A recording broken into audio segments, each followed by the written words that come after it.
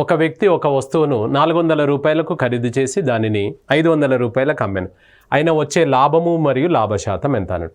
మీరు జనరల్గా ఆలోచించండి. మనకు ఒక షాప్ ఉంది. షాప్ ఉంటే ఏం చేసాం మనం? 400 రూపాయలకు మనం తెచ్చి 500 రూపాయలకు అమ్మినాం. ఏమైతే చెప్పండి, 400కు కొనుక్కొని దీన్ని 400కు ఖరీదు చేసి 500 రూపాయలకు అమ్మినాం అంటే 100 రూపాయలు లాభం వస్తుందా లేదా? అవునా?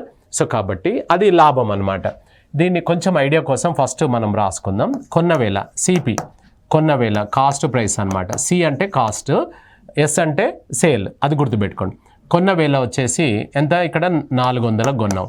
నెక్స్ట్ అమ్మిన వేళ సేల్స్ ప్రైస్, అమ్మిన వేళ వచ్చేసి ఎంత? 500. ఇక్కడ లాభము అని అన్నాడు. Profit equals to sales price minus cost price. అయితే 500కు అమ్మినాం, 400 కొన్నాం. అంటే ఎంత సార్? 100 రూపాయలు మనకు లాభం అనమాట. So 100 rupees profit. అంటే లాభం ఎంత అనేది ఒక ప్రశ్న.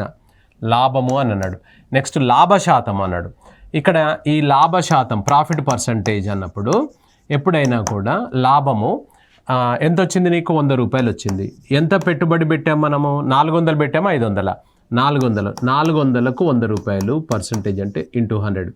ఇది కట్ చేసుకుంటే 2 zeros కట్, ఇది వచ్చేసి 25% అనమాట.